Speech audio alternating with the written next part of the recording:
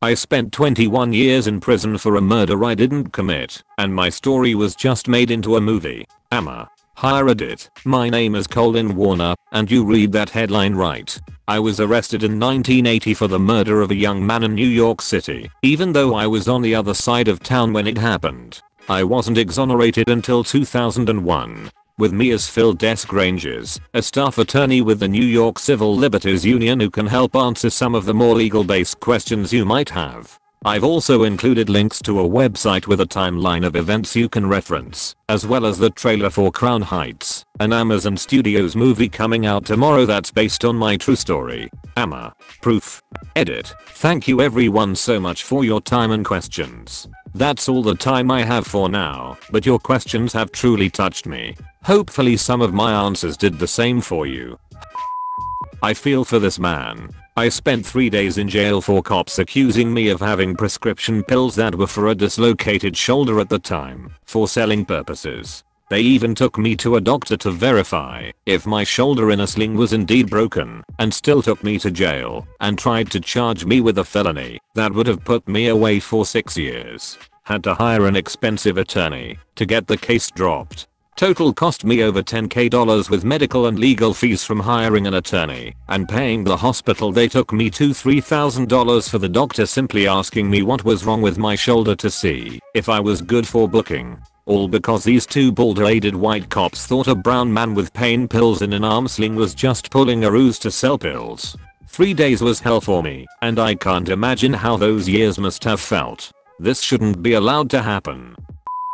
I had a similar thing happen to me. I was arrested by a cop over possession of marijuana back when I was 18, about 10 years ago, and in his police report he lied and included that I admitted to the marijuana being mine, which I never did. The pot belonged to a person in the group to which I was with at the time, and he obviously never spoke up, instead just let me take the fall for him. I was only in jail overnight as I was bailed out the next day, but it cost me over $3,000 in legal fees to fight the case and get the charges dropped. Additionally, the main reason the DA decided to drop the case was because the lawyer I hired used to work at the DA office and was on good terms with many of his former peers, and about 6 months prior to my arrest I had testified as a witness in an assault case that put a man away for about 8 years. He and some of his friends attacked a friend of mine with bats and almost killed him.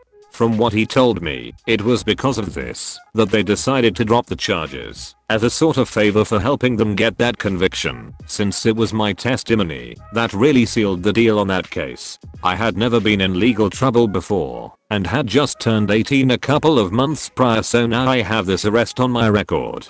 Thankfully, I was able to afford representation at the time all my life, and this story I'm telling all of you might have gone very differently. All because a cop decided that trying to guarantee that his arrest would stick was more important than justice and his duty as a public servant. It is for this reason I never give any Leo the benefit of the doubt when it comes to my freedom. All it takes is for one of them to believe that you are guilty before you are ever given a chance to prove your innocence, and they can ruin your life. I'm on mobile, so I apologize for the shit format. The troubles I faced pale in comparison to what Op and so many other innocents are forced to endure in the land of the free. Also, financial strain aside, I'm really glad that you were also able to secure your innocence, and I'm especially glad that Op is now able to enjoy his long-deserved freedom. The justice system in this country is failing its citizens in a major way on a daily basis, and it is a disgrace. Apologies for the rant. I just haven't spoken about this in quite some time, and your story reminded me of how frustrated and disappointed this made me with my country. What was it like to be in prison knowing that you're innocent? What did you feel when you were trying to tell people you were innocent, but they didn't believe you? Being in prison felt like hell. It felt like a strange land that I was forced to get accustomed to. What I realized early on was that I was fighting for my survival.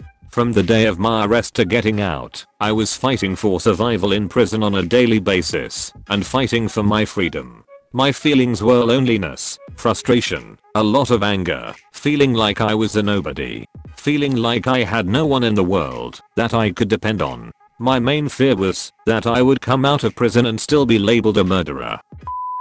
What was the biggest change in society / people that you found once you got out? What I found out, and I probably didn't realize before I went in, was how scared people were. Scared about everything. It threw me back, because I never saw it in people before.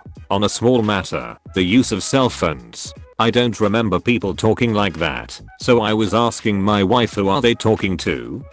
Even the geography of Crown Heights, where I came from, it seemed like it was sunken, not expanding and growing. The streets looked dark and bleak to me, so it was hard to try and reorganize things in my mind.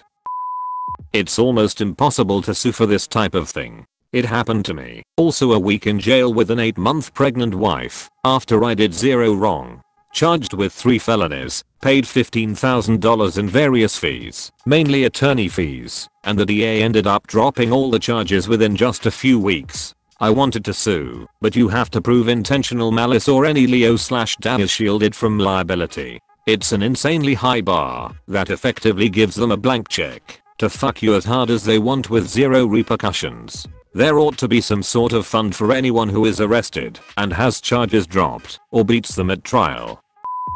The DA dropped the case the day of the trial, never got to step into the courtroom to hear their words. I was mostly relieved that the whole deal was done and put behind me. The only thing left from it was the debt from the loans I had to take to buy my freedom. A luxury a lot of people don't get the chance to do. It would be nice to not be working off the money they cost me in their actions against me, but it beats spending even one more minute in those hellholes that prisons are. I think about it every day, but attorneys I consult with tell me the legal fees will cost me more than the $10,000 I lost to try and retrieve it. If I had the money I would do it, just for the principle of the matter, but they know a person of my class wouldn't be able to afford to do so, which is probably why people like myself are targeted. Less chance we could legally fight back. Edit. To all you guys saying you would fund a lawsuit against the police department that did this to me, thank you so much. It warms my heart to see you would do such a thing. At the moment I have seen neighbors and family who tried to fight back get harassed after the fact by the police departments around here. But if I ever move out of this area away from their reach, I promise I will pursue these guys to the fullest extent for their actions against me. For the moment, living in my area, by Compton, and going after the police legally doesn't end up well when I've seen others try to do so. I'd love it if you liked and subscribed.